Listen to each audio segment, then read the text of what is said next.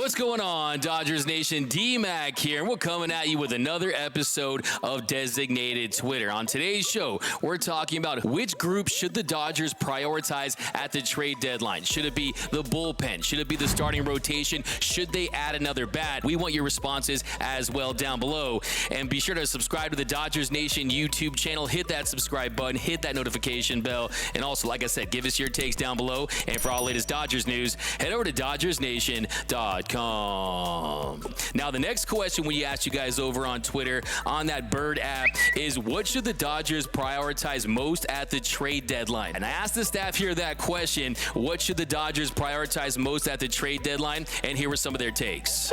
I'm tempted to say bullpen piece because that bullpen is a nightmare at times, Craig Kimbrell in particular, but I think with the guys who you have coming back, we're in a good position. Get a bat, get a good bench bat, have somebody ready to go. Got to be starting pitching. You need another starting arm. We saw what happened last fall. The Dodgers went into the home stretch with a quarter tank of gas. It did not end well.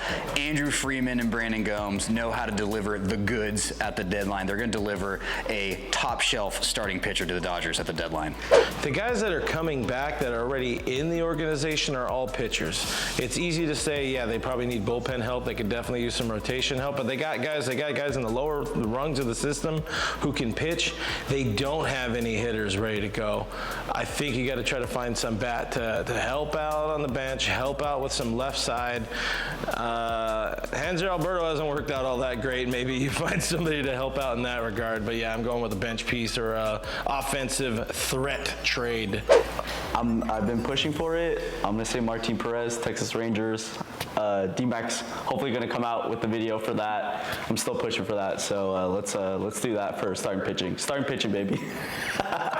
So those were the takes of the esteemed experts here at Dodgers Nation, but let's get into some of your fire takes. Ryan, the designer, he said over on Twitter, anyone saying starting pitching when they have the best starting pitching ERA in the league is insane. The best answer is a shutdown bullpen arm. And then Jesse James, she tweeted, after the performance by Pepio last night, safe to say we need to focus on the bullpen right now. Our bats are heating up across the board. Trace can cover Taylor for now. Of course, starting pitching could always help, but for the prospects, we don't need to give them up. So yes, really theoretically, you could add to any position group on this team. They could benefit from another bat, another outfield bat, especially when you consider the fact they trade away A.J. Pollock. You've seen the injuries in the outfield, especially most recently to Chris Taylor. You've had the struggles to Max Muncy and Justin Turner on the season. The bullpen, they've also been decimated by injuries as well. They're high leverage guys they've lost. Blake Trinan, that to me is the big question. If he can come back and be that fireman that he was last year for the Dodgers, where he was clearly a top 10 reliever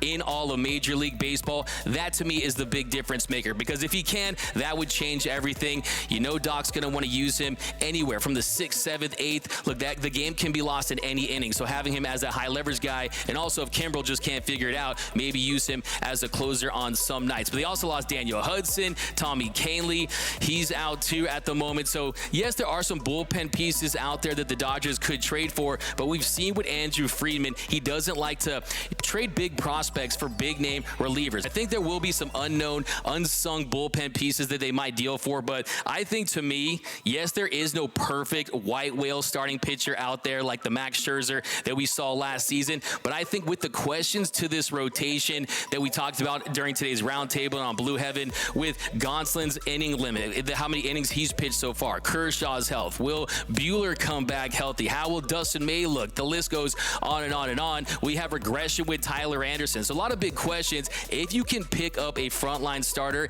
yes, there's not that many names out there. And Frankie Montas, we await his status with his shoulder. But Luis Castillo is a guy that he has filthy stuff that would play up in the postseason. And I think if you're this Dodgers team, this is a win now team. And I think that you got to push those chips to the middle of the table. And if you're the architect of this house, you got to build this house that can withstand a 4.5 earthquake, right? You don't want to build a house that can be blown over by some strong winds like we saw last season, because yet last year they did make the move for Max Scherzer, but his arm passed away in the postseason, and Julio and Walker Buehler, they ran out of gas. So I definitely think if you can find a way to add a starting pitcher, that would be the move. But then, like I said, there isn't that perfect candidate out there, but if I had to pick one of the three, I'm going starting pitching. Pitching wins championships. You can never have enough arms. And look, the reality is that this Dodgers organization led by Andrew Friedman, they're only going to make moves if they think that that move can move the needle, that player can increase this team's chances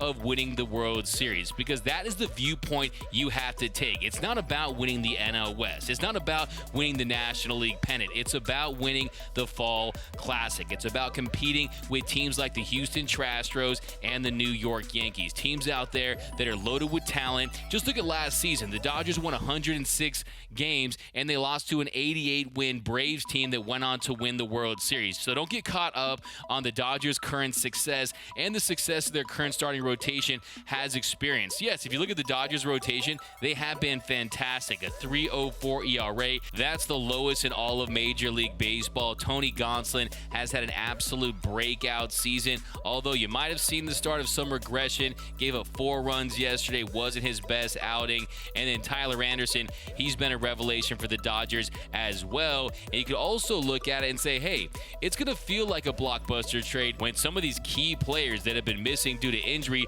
start to return. Starting pitchers like Walker Buehler, Dustin May, and then you got a left-handed starter in Andrew Heaney, a guy that was really having his own breakout season earlier this year, discovering that new sweeping slider, a guy that a lot of Dodger fans thought was going to struggle, but was having some success out there on the mound. Dave Roberts has said that they want to have him at 75 pitches, so I look for him to slide into the bullpen and being a long man, a guy that can give you 1 or 2 innings out of the pen. And then you've got some big impact relievers, guys like Blake Trinan, who hopefully will return, a guy that was the Dodgers' best high leverage reliever last year. And then there's Tommy Kainley, another guy that LA signed back in the 2020 offseason, knowing he was going to miss the entire 2021 season so they could have him for this year. He has made some appearances this year, but really hasn't looked like the guy that they had hoped. So we'll see what they can get from Tommy Kainley. And then Danny Duffy, a guy they traded for at the deadline last year. He, of course, re-signs with LA, and we'll see if he can finally make his Dodgers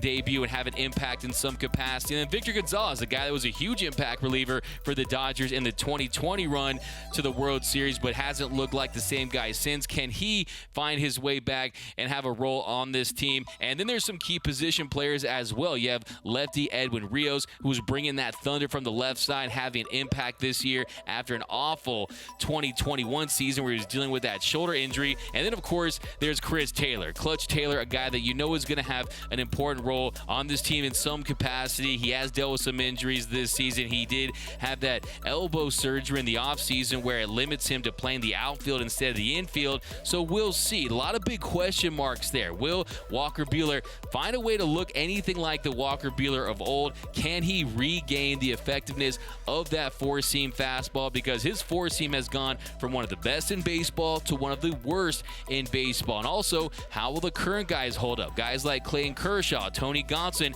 who's already at a career high in innings pitched, and we're not even at the All-Star break. Will you have some regression to the mean with Tyler Anderson and Tony Gonsolin at some point in the second half of the season? We'll find out. So, look, yes, there has been a lot of stability. Yes, they have been able to overcome injuries, but at the same token, if the viewpoint is we want to contend with the Astros, we want to beat the Yankees in the World Series, you're going to want some insurance, because if you trade for Luis Castillo, not only do you get him for this year, not only do you get him for next year, but also you keep him away from a contender as well. You keep him away from the New York Yankees, and as we speak, he's got a no-no going in the Bronx, so hopefully they even let him leave New York tonight. And yes, you can't go for it every single year. You can't trade off all your top prospects every single trade deadline, because then you're not going to have a sustainable winner, and that's exactly what the Dodgers have. But what do I always call LA? The incomplete elite. They have not just really completely crystallized this run with a full 162-game regular season World Series. I've talked to people within the organization. That is what this franchise wants, and I think that you want a parade too. I love prospects, but I like parades a little more. And I think if they're able to win a World Series, you kind of allow them a few years to replenish that farm system. And look, the reality is the majority of prospects, they don't pan out. That's just the reality. So you have to be very selective, and you have to trust this Dodgers organization to keep their hands on the ones that they think are going to turn out to be impact players in the future. So you got to trust Andrew Friedman in this, and I can tell you firsthand that they're definitely exploring trades around the league. This is not a situation where they're going to sit on their hands. They're going to do their diligence, and if they think there's a move that they can make that can increase this team's chances of winning the World Series, they're going to make that move. But let us know down below in the comment section, which areas should they prioritize most at the MLB trade deadline? Should it be the starting rotation? Should it be the bullpen? Or should it be adding another bat? Let us know down below in the comment section. My name is Doug McCain. You can follow me on Twitter and Instagram at DMac_LA. For all latest Dodgers news, rumors, hype videos, interviews, breakdowns, and more all season long, be sure to hit that subscribe button, hit that notification bell, and if you want to see us post even more